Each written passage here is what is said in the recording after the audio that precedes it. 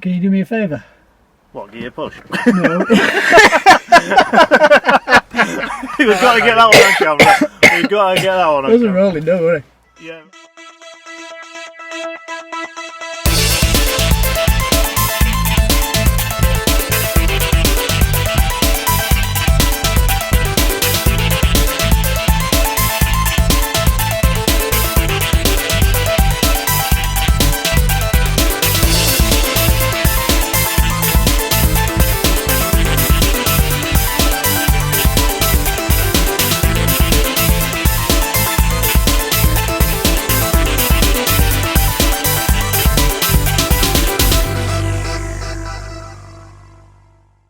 Hello everybody and welcome to this bit of a strange location for episode 20. I find out how spacious a little KA actually is in the back. We have a little update, 6-month update on the Lacetti. And get to have a look in a rather interesting, one way to put it anyway, campervan. A bit of a celebration, let's say, episode 20, and we thought we'd go camping. No, we're not camping really. No, not really camping. That's just a clue to one of the features, but... We're over 2 years old. You've been here a year. I've been in We are, yeah. Yeah, we mustn't forget about that. We have been, let's say, going a while now, haven't we? Yeah. But without further ado, I think, pardon the speech again, teeth issue, we will get on with the features. And first is a little KA coming up, touching on a Ford theme again. And me being a Ford man, love this little KA. So see what you make of this KA. Today you find us in a 2013 Ford car. You find me in and the it back. is car. Yeah, me being a Ford man, I'm in back. Yep. It is car. Is a new way of thinking for Ford, and we are flowing the concept into most of our new models over the next few years. If you take the cues from car, And if he doesn't know his product range, nobody does. 2013, pretty much the last model that was released of this particular generation, so the city car, as it were. Yeah. I mean, this went directly up against the Fiat 500, the Citroen C1, the Peugeot 107 and 108. Yeah. And the Toyota Aygo. Indeed. So, thoughts on how it did? Well, I've had 3 of the original KA, and I also had an Aygo as well, and it compares very favourably, I think, especially with the Aygo. I think now you see a lot of these about. You do, you see quite a lot of them. You do, and I think people are getting these as a damn good used bargain nowadays. I wouldn't hesitate in buying one if I was to race it to the off. I'd probably have one over the Fiat 500. I might sound a bit biased for being a Ford man, but I think even if I had any Fords, it's one I would definitely look at. Yeah. So this one is what they call an Edge model. Basically, in the range, you've got 4. You had the Studio, the Edge, the Z-Tech, and the Titanium. So this is sort of one up from all trim levels, aren't they? Yeah, this is one up from basic. One thing to realise about the Edge, though, is it is literally packed to the brim. It has often been quoted, the best equipment to price ratio of the entire range. I think the interior is quite nice. You've got quite a lot of headroom. Sometimes I'm not so overjoyed about light coloured headliners. Yeah. But it works in this one. I think it works in this being a small car. Yeah. And also the fact that we've got the snazzy dash with all the white trim and everything as well, which I suppose it's complementing itself. It lightens up the ambience, should we say, chap? Yeah. The only thing this is missing from things like the higher up ones is front fog lamps and Electric mirrors there, of course. Yeah, electric mirrors. And some buttons on your steering wheel. And alloys. The main thing which I'd say alloys, more than anything it's missing. But it's got the base, it's got the aircon, it's got the electric windows, it's got most things that you And I understand the aircon works. Which is more than can be said for my Chevy. And my Rover. Well, the thing is, what I liked about these, I preferred this shape for a kick-off over the Mark 1, but I also like the interior of this. I think it's so funky. Does bring it bang up to date. It does, doesn't it? And I love how the gear sticks right up here. You sort of... Now, these, sometimes they can be a bit clunky. Yeah. Yeah. This actually doesn't feel too bad. Feel smooth change, that. But the Zafira, which we've got, that is clunky and it takes a lot of getting used to. And look at a proper handbrake. Yeah, but the one thing that's I nice know, to see. the fact this is supposed to be a small car, the KA, one thing I'm noticing about it is, why does everything, the parts, all sorts of the buttons, everything, why does everything feel massive? Look at the size of the steering wheel. The handbrake is like a shotgun. It's Look. You've got the Roland rat face. Oh, yeah. I'll never get that vision out of my head no more now. But I mean, look at the headrest. The size of the headrest. Yeah. What you'd expect a small car. There's a lot of space here, actually, considering the size of the car. And like I was saying to Martin off camera, the original KA, it follows on from that, because the original KA was a masterpiece of packaging. Yeah. In terms of its overall size and what you got inside. I don't think they've certainly lost that idea, have they? No. When they went to this Mark II. But they kept the the things that made it popular in place as well. You've got the wheels in each corner, so you've got the Still ultimate that design, manoeuvrability. And this was going up against the likes of the Fiat 500, the Citroen C1, the Peugeot 107, and later 108. Yeah. Big players. And they came off better. Yeah, I mean, obviously, speaking of the 500, as we probably know, this is effectively a Fiat 500 rebadged, isn't it? Ford's new car was based on the same platform as the Fiat 500 and actually was built in the same factory. The platform was also shared by the Fiat Panda of the time and the rather awful Lancia Ypsilon. You can see a lot of similarities. Where the gear shift is, it's all. There is the odd touches here. Yeah, there is. You know, but this has better suspension and a better overall ride than the 500. Well, Ford are known for that, aren't they? Yeah. So they've tuned it to their and reliability, unlike the 500. My opinion. You might have a bit of a backlash on that. Well, why? I mean, my experience is the clutch is brittle, the exhaust is rubbish. We had that car for driving lessons. It was in the garage a week, out the garage a week. In the garage a week, out the garage a week. Yeah. Reliability it's a brittle car. I do find a lot of things in this car, for all it's a small car, it's like a TARDIS thing. Everything is big. I think just like the original, it's a masterpiece of packaging. Yeah. I mean, things like for adjusting your seats, chunky and big. The handbrake, much bigger than mine in my Fiesta ST line. It's like a shotgun, it's massive. There's all sorts of big chunky things. Just designed to be very user-friendly, isn't it? When you're in here, you wouldn't believe you're in something so small. Like Malcolm says, it's the best value in terms of spec. I mean, the top titanium one, when it went out of production in 2016, the titanium one even came as standard with full leather heated front seats and this fixed glass roof. The one thing I've noticed though is these seats are the same as the original K. Yes, they have had some little things original, haven't they? But they've bolstered it a little bit. And they've sort of changed the plastics around the edge here, but they're the same mechanism for pulling it forward. Yeah, they're a slightly different design, because I know, because they have three of the original. And me cup holders. Yep. One up front, and look at this little dinky thing here. What would you get in there? Well, it is the shit. You can get a pot or a cup and fit, and then you've got that bit there. But it's still well thought out. You've even got a little storage and your power unit and everything. They haven't left out, even so it's such a small car. Yeah. You've got a headphone socket. Yeah. Yeah, well, that was the in thing back then, because when the C1 came out in 2005, that was one of the first cars that actually had a USB in this stereo. Yes, I was going to say you wouldn't have any USB things in this time. But I mean, for the size of the car as well, the space is good. I mean, how are you in the back there, Martin? I'm great in the back here. I mean, as I would sit like this, fine. I'm not actually stuffing my knees into the back of the chair. The only thing, obviously, the rear headrest, I would have to lift as high as possible because I feel like they do pressing in my back. Yeah. So I'm not getting the full benefit of the back of the seat, you see. So I'd have to take them up. I do like the dash. Do you not think it's well laid out? Yeah. It really clear and is well laid out. Yeah. I like them little tiny buttons at the side of all the console area. Yeah. So you've got the lights there. But basically on about things being big as well. Your stalks are so really big, aren't they? Yeah. And the steering wheel, everything. Steering wheel's just got a big, massive, fat centrepiece.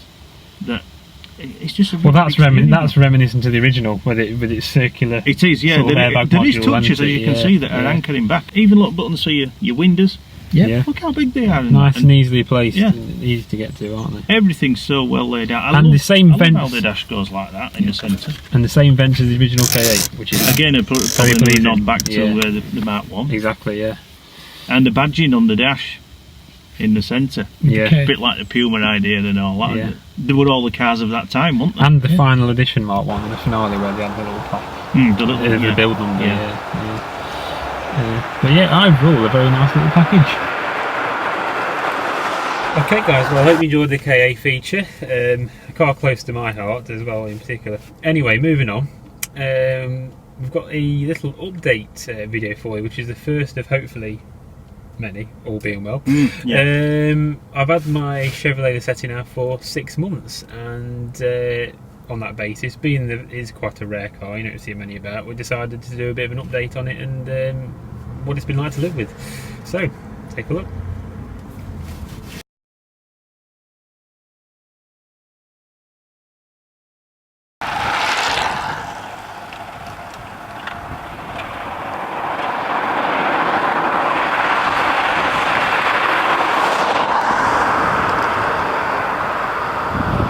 Today, we're in Craig's car.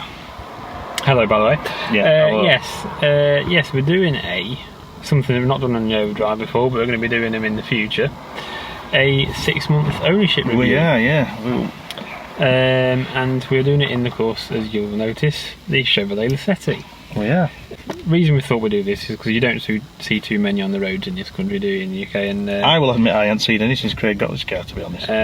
So we thought we'll give you an idea of what it's been like to live with, what it's cost, and so on and so forth. Because it, like I say, it is an unknown quantity really to a lot of people, self included before I bought it. So what's it cost? Well, very little, to be fair. In terms of sort of maintenance and repairs, we're looking at well, £13.50 for some new light bulbs that fit in the back. No, that's not a biggie, that really, is it? Both brake lights went, so they needed doing. That was last week actually. We did the well, we had a nearly new part 1 tyre put on the car. 15 quid to be balancing and fitting. Again, nothing major. For some reason, one of the ones on the back had hardly any tread. I don't quite know why, and the rest were absolutely fine. So I had that done. Right. And they're all fairly matching now in terms of tread depth. Can't complain at that. We had, oh yes, £140 most expensive thing was the new brake shoes. Because the back, well, the handbrake side didn't want to be a handbrake anymore for some reason. Are these drums at some back of this? Or the discs? They are discs on the back. Right, oh, so it's got discs front and rear. Yeah. I mean, I'm not a mechanic, but that was told what I needed. So we had them done. I'd say about 140 quid. Oh, before I forget, there was something else.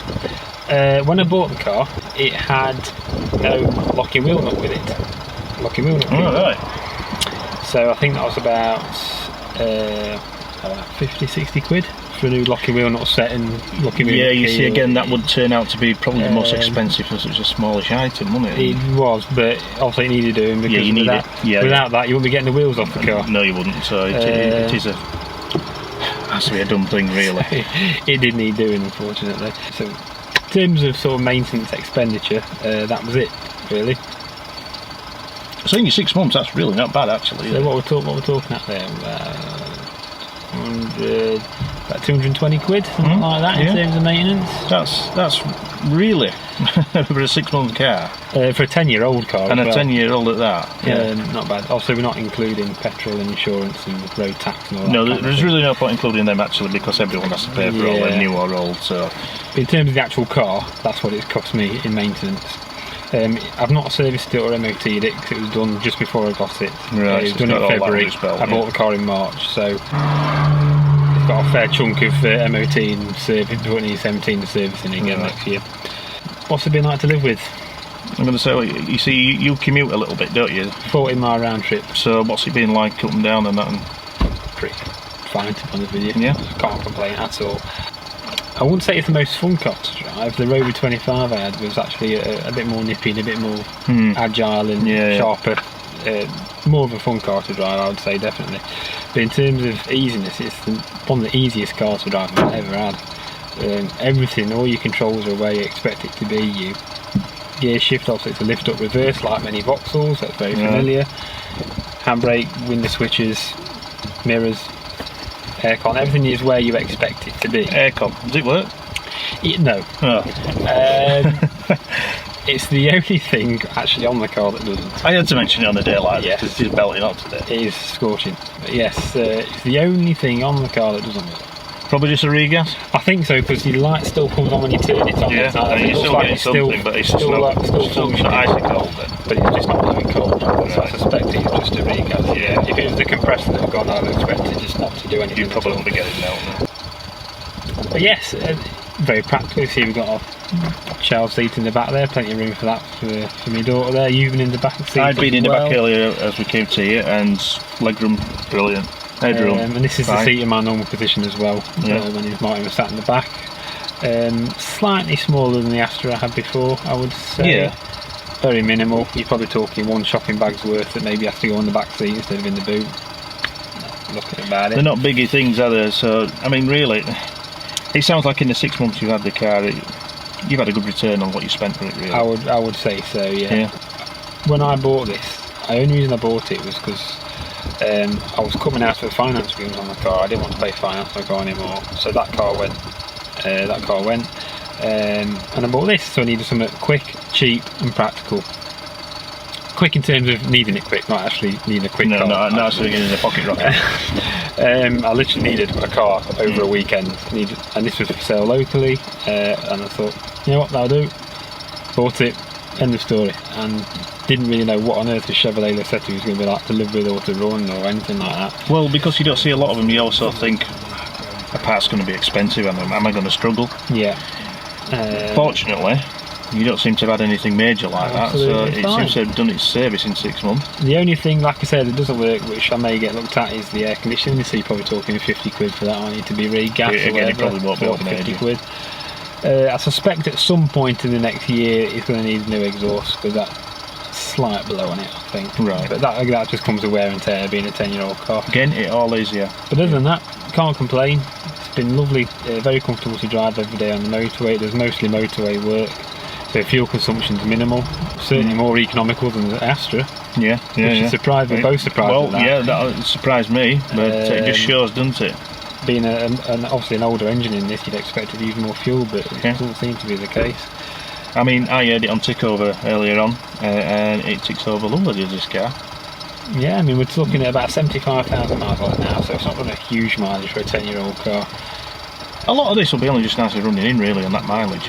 About 10,000 miles ago, before I had the car, it had a new cam belt and water pump, so that's done. We don't need to worry about that. Other things out of the way, yeah. So I know it's not been a very interesting review. That's probably down to the car being so good. It's not actually cost very much. Some might say for him, but at the end of the day, it's just a run around. It's cost this much. It's cost this much. It's done this. I mean, not much to say about the car, unfortunately. Well, basically, he's done his job. He's done his job, and he's continuing to do his job. He does. We're getting things flying in the car here. Well, we have got the windows down, obviously, because it is hot, as I say. It is a hot day. I know one thing. I will apologise if I'm not pronouncing some of my words right. I'm missing a tooth. I broke my tooth last week. I mean, I'm surprised it was on a biscuit. I mean, I would expect a boiled sweet or something like that. But no. Everyone's been saying, have you been fighting? Was you drunk? Well, I think he's upset somebody, but he says he has. I was stone cold sober, and I had a fight with a biscuit, and the biscuit won, I'm afraid. The only thing I will say, finally, before we go, is, Martin, did you want a biscuit? Oh, no, don't. No. On that note, we will be on our way. See you next time.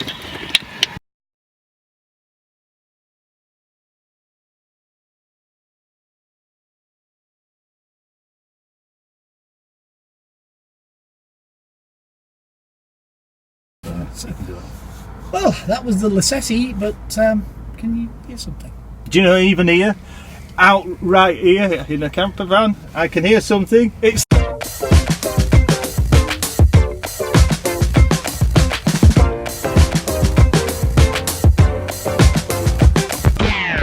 right then, back into the discussion for this month.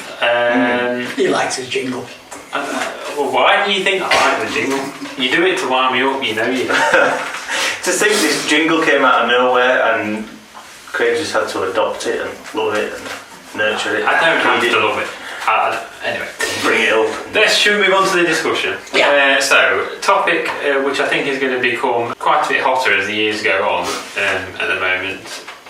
Electric cars and the electric car sort of infrastructure and the rules and everything that's going to be coming in. Yeah. So,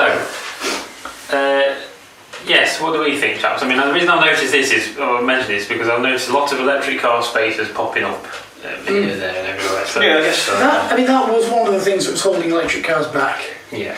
Now, there's been a news article literally this week, and we've got it in on the OverDrive website as well, which basically a couple of the companies who run charging stations and have their own cards and everything else, they're now grouped together so that you can now use your card across more particular charging stations. Because it's basically, at the minute, it can be a case of, you've got to use one card for this one card for that one. Sometimes you've got to have an adapter for the plug because it doesn't quite fit.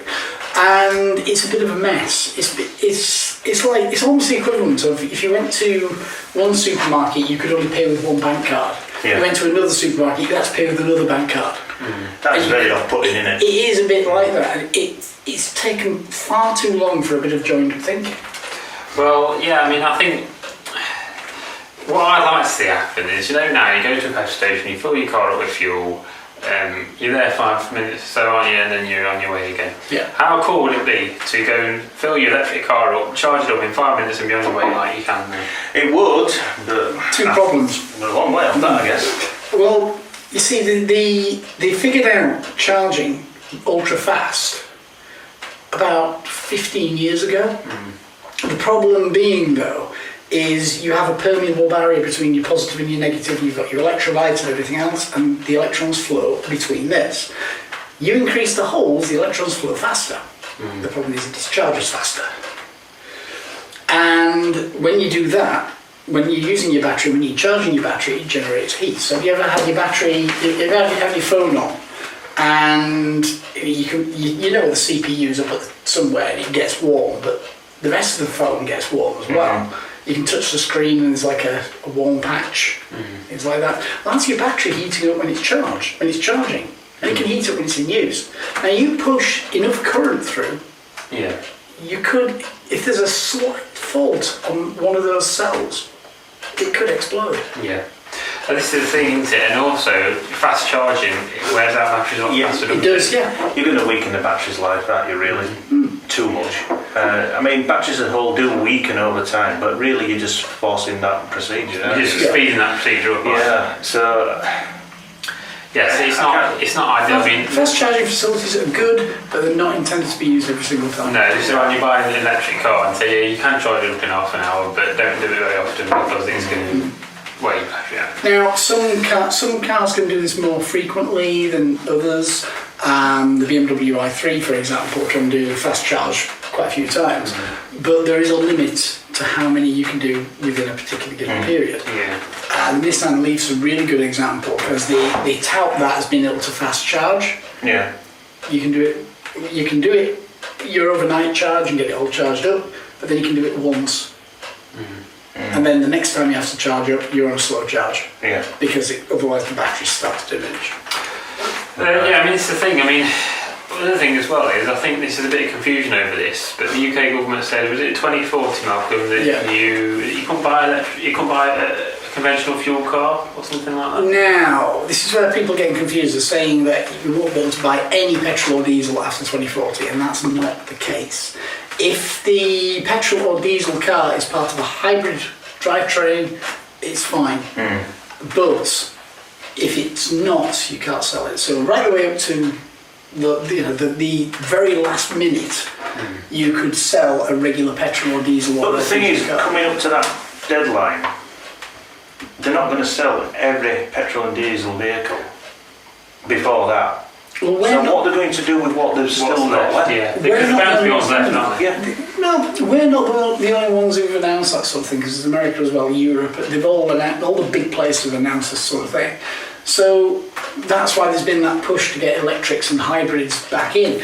And some of these things have been around. The idea of an electric car was around in the early 90s. But you see, what about like these small used dealerships that's got 30-some plus cars, diesel, whatever, petrol and all that, Well, they don't sell, and then they reach this deadline and they've still got... Or is it just apply to new cars now? It applies to new cars. So would they still be able to sell them vehicles after the deadline? they won't be able to sell new ones. No, but they'll be able to sell second-hand. so basically anyone that's got an old stock or anything, even if it's only 12 months old or even 6 months old, still classed as a used car, By then, should be able to still be allowed to ship them after the deadline until everything's gone. but we're talking 20 years ahead. I mean, Oh, yeah, look at yeah. the shift in the last 20 years. I mean, 20 years ago, you couldn't really buy many electric vehicles or Right, no. hybrids. No. I think the Prius was around. Yeah. And that was pretty much it. It was. That was it, really. The other thing as well to think about is if everything suddenly went electric overnight, what's going to happen to the oil companies? They're not going to be particularly happy that suddenly they're going to go out of business, The aren't they? thing is though, I mean, take Shell for example.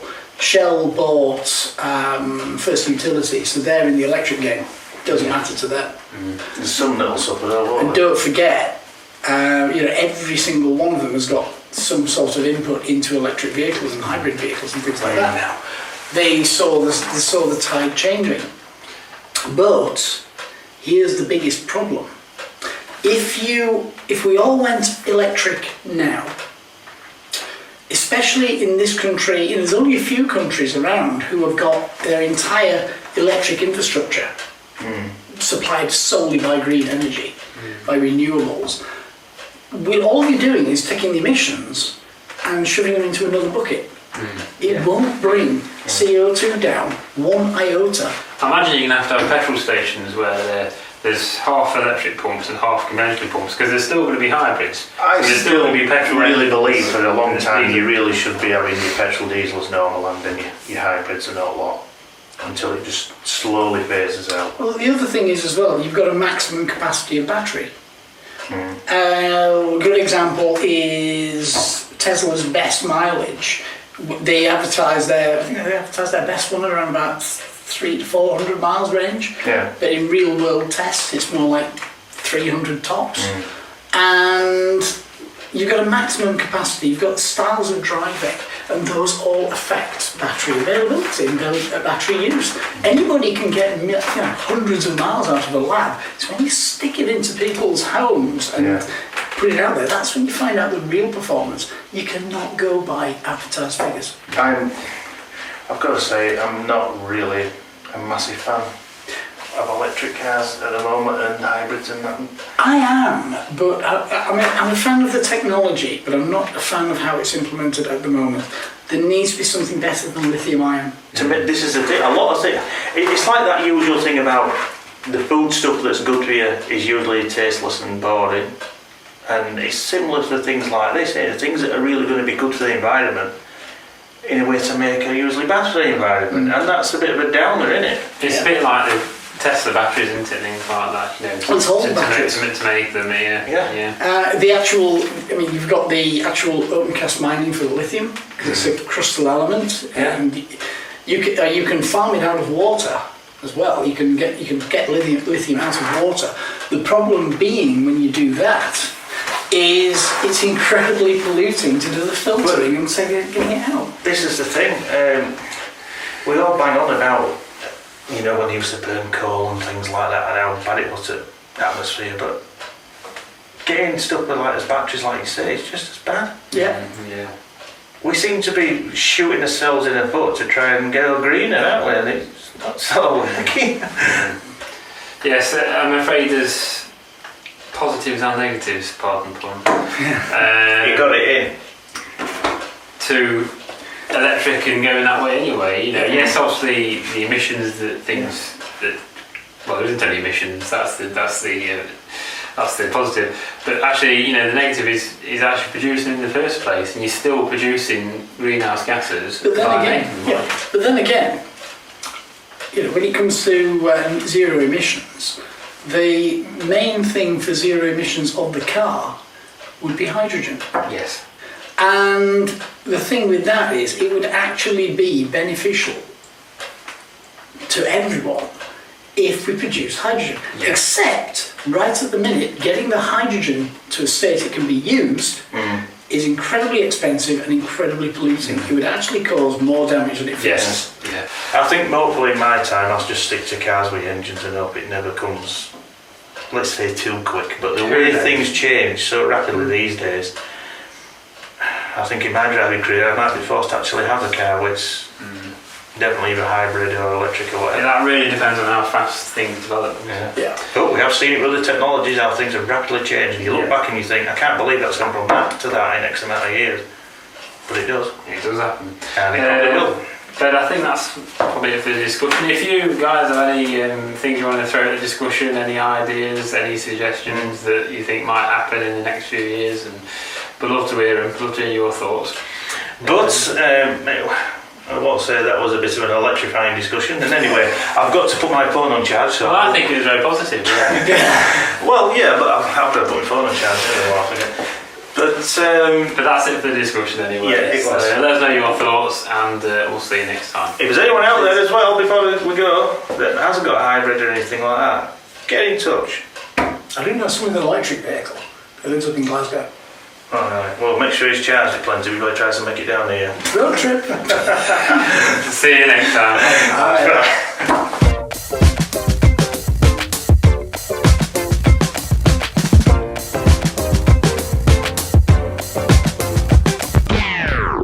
As the music fades, yes, it has followed us out here. We now go on to this, which is interesting. A first for OverDrive, I would say. Different, and the reason why we're sat in the back of it. Yeah, so here we look at a VW campervan based on the Transporter. Can I just say before we cut to the film, this brings back memories of my dad having VW vans. Yeah. But certainly not like this. Cue the tape.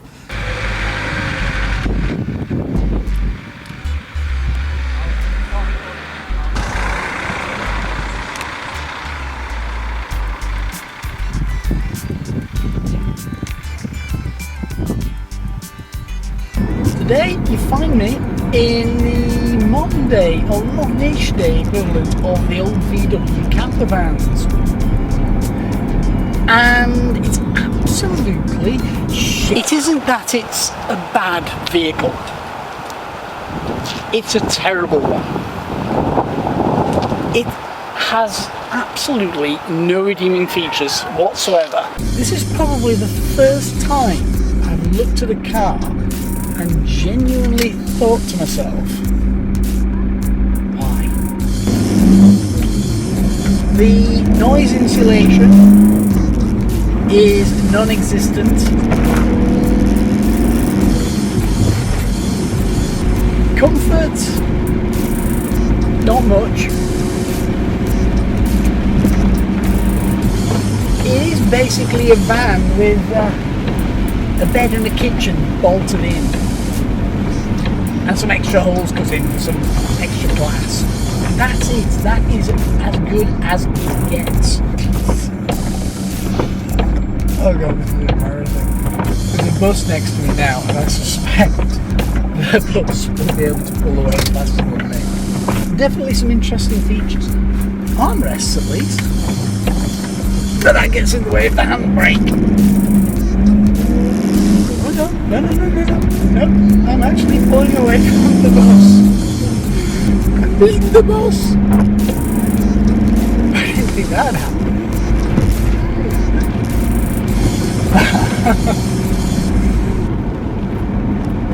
Oops.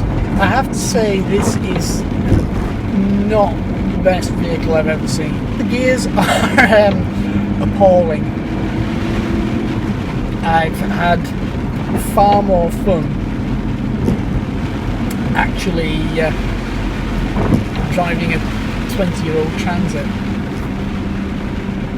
But this is basically what it was when it started. It was a van, and it's being converted into this.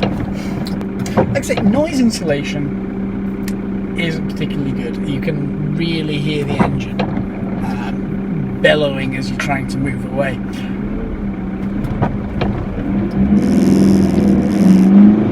Oh god. Actual fast-ish start. It's the fastest one I've done in this so far. I'm trying to find a positive.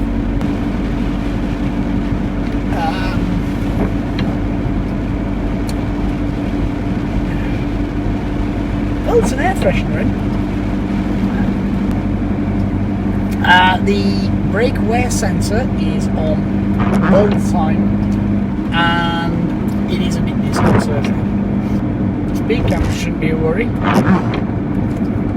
There's a chance of speeding in this. Intermittent wipe only has a single speed. This is a deregistered vehicle, so it can be pretty easily on. And unless you've got a higher end car, intermittent wipe tended not to be in there.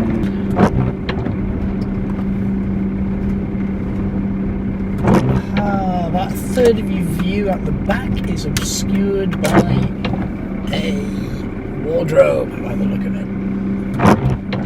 Which kind of explains why the rear view mirror's at the angle it is. I'm just going to quieten the din.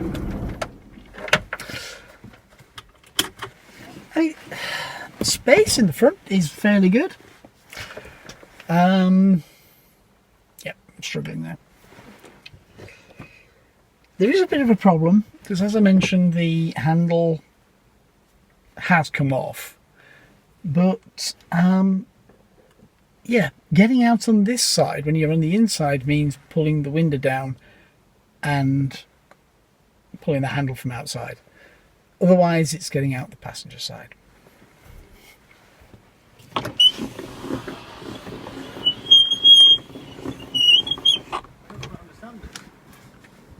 Can you do me a favour? What, gear push? No. We've got to get that one on camera. We've got to get that one on Wasn't camera. rolling, don't worry. Yeah, No. properly. Can you open the door? Oh no! Oh, this is going to be a beauty review. This. That we've got to get some stuff like that on camera. Thank you. Squeaks. Yeah. Oh my god.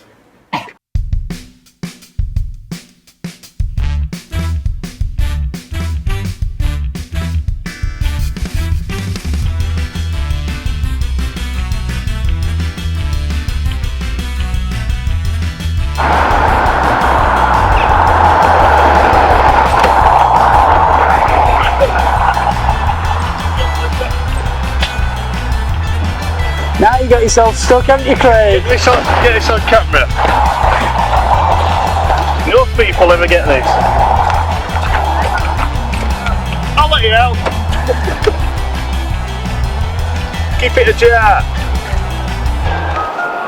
The shiniest part of the I found the cleanest, modernist, I'd say, looking part of the vehicle, and it's a badge.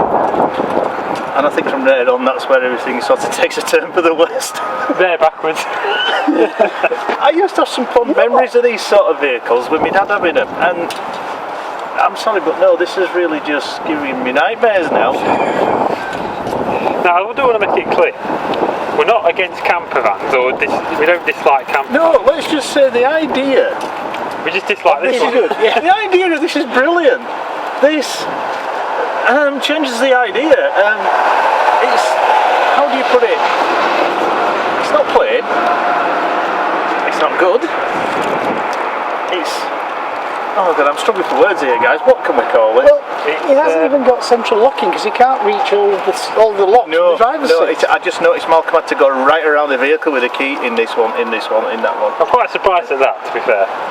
But don't you think that's a bit of a good security feature? Inconvenient. Inconvenient, Well, especially when the door handle's broken off on the inside of one. Put it this way, guys, I don't think nobody will steal it. Unless they're paid. What do you think if you'd hear him before? I mean, the thing is as well, I mean, we've just done the drive up and down here, and this is for the drive-by shots. And the biggest problem is... Am I safe to lean on it? Yes, you are. I'm not going to go through. No. The biggest problem is, it's a normally aspirated diesel. And if you've ever had experience with a normally aspirated diesel, your 0 to 60 time isn't measured. Well, it's like it says on the side of the van, it's leisurely. To say the least. Yes, that's leisurely, yeah. The thing is though, it's got that unmistakable noise, the ticka ticka ticka ticka noise. Yeah, and it's a tractor. I used to hear this noise fondly as a child, knowing my dad was coming home from work. Yeah. The vans he had, they were really good. They were through the work, they were all brand new. And the last one he had was a transporter one in a navy blue. It wasn't a camper one, it just had seats in, only one window at the side on the door that slid open, and that was it. But then with my memories of him coming home from work, Dad's home, I could hear the jigger. And once I heard this, it were, oh, nightmares.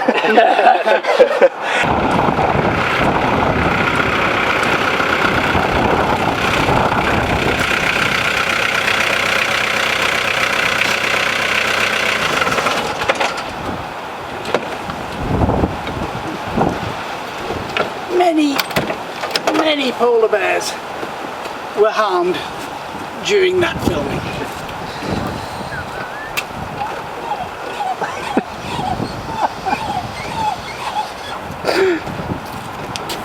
See, I found it's got a fridge in there, but there's no beers in it. I was sadly disappointed with that. I mean, the fridge looks good. On the back panel, you can actually see where it's leaked in. Yes, I did spot that. I didn't want to say anything, but well, we've said it now. But it has leaked in. And there's even a tube of sealant down back gear stick.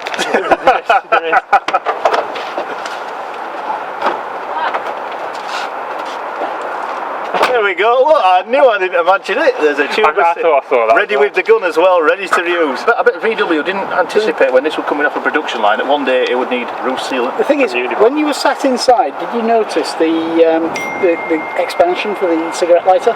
For the 4 plugs? Oh yes, I noticed, yeah. I noticed, yeah, I did. Did you also notice that there's actually 2 cigarette lighter operated heaters down there? No, I didn't notice that. No, I did not notice that. Yeah. Yes, there is. So obviously the internal heating isn't quite adequate. Right, well that just shows. But I mean, let's get this straight. The idea of this vehicle is great. It's great. Yeah. Maybe I'm drunk on excitement with this van, I don't know. And I do stress van.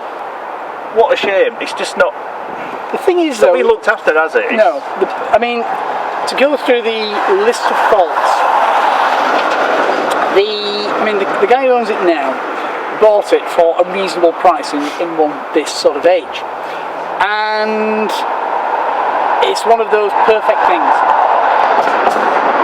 Caveat emptor, buyer beware. Yeah. When he bought it, the mounts for the gearbox weren't there, which meant the engine was basically, and the whole drive system was bouncing up and down. Oh yeah, on the engine mounts. This caused damage to one of the engine mounts, so the engine mount had to be fixed and replaced, and of course the gearbox mount had to be replaced. So I think it work's done into it, and it's such a shame. But doesn't stop there. Because of the problem with that, the drive shafts were damaged and failed. So they've had to be replaced.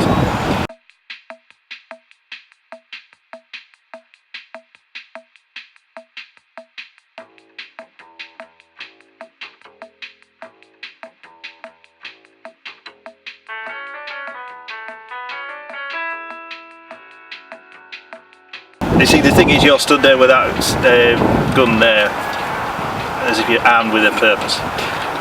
We've had some showers earlier, it looks like you may need it.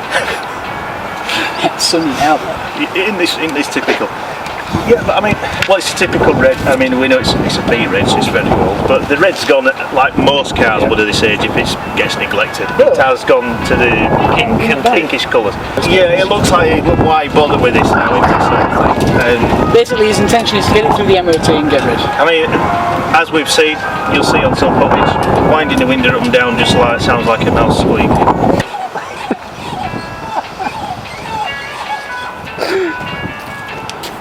So look at this, T4.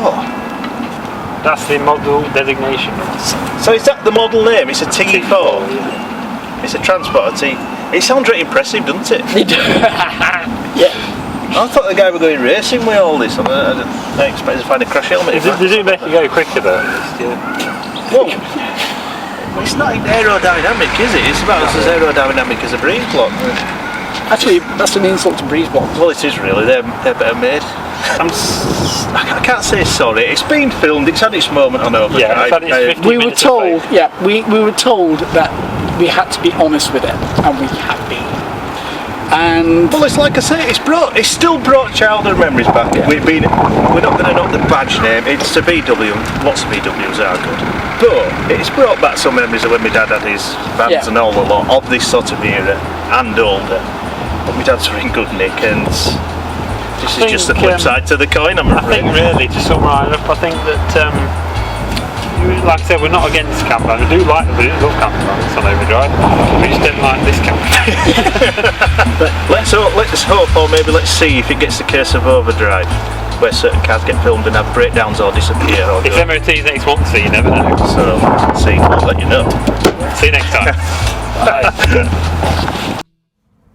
That was an interesting one for 20, wasn't it? It certainly was. Very different. I never expected myself being in the back of a campervan, getting dripped on with rain. I always said we should do a campervan. I didn't expect it to be this campervan.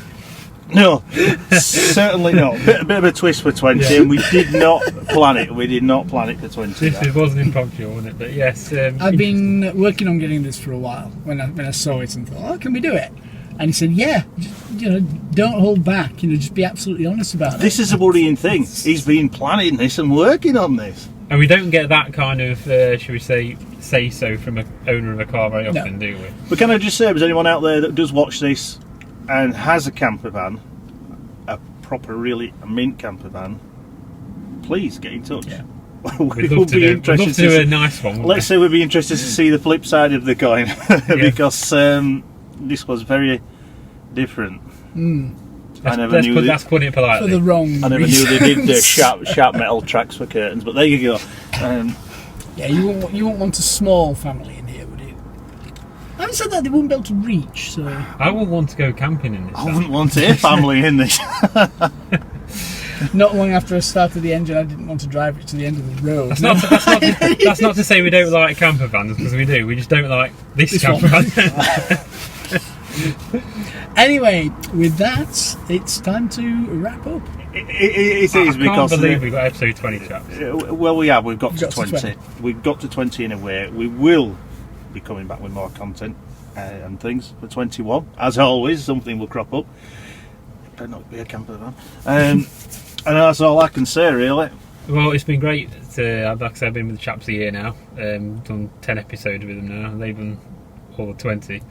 Been really, really good, really interesting, and quite an eye opener. I can honestly say I can't believe how, for me personally, how it all started. Where, if you remember, my yellow ST, the Focus One, was filmed, and then from that it was, would you like to be a presenter? And overnight it was, and then all these episodes, and then Craig came along, and we continued, and here we are today. Yeah, I think it's been quite a journey, hasn't it, chaps? Yeah, We've been a lot of places. We have, filmed as well, haven't we? Yep. And now in back of the camper van. And we've got a pretty nice one for 21. So, yeah. And we also you go. have, I don't want to give too much away, a further update on one of the OverDrive fleet. I'm not saying whose it is. Yeah, he's had it nearly a year. Can you believe? I So yeah, look forward to that one. Yep. But I think that's it from us for episode Still 20. spotting the Dame Edna spec glasses. We'll gloss over that one as well. But Love Get it in that there. thing. you will find out more about that car when it comes along. But yes, anyway, that's it for us for episode 20. Hope you've enjoyed it. Hope you've enjoyed all the episodes, in fact. Yes, and can I just say, if you're one of those that sort of strays on and just looks at the odd episodes, please do yourself a little favour and go right back to see some of the first ones. And Yeah. See how we've changed. let's see how those guys have changed as well. And if you can pinpoint anything, comment about anything, you should do that. I like how you're doing this. I think Say we've all so. got more confident as well as presenters, haven't we? Yeah, but we all like the feedback. Every time. And I'm trying to avoid sentences with the word F, beginning with the word F, but it's not working out right. So. I've Anyway, got to see my dentist, and I am not having my teeth whitening. I'm not doing an Hammond. On that then? On that bombshell, as they say. See you later. All the power of that.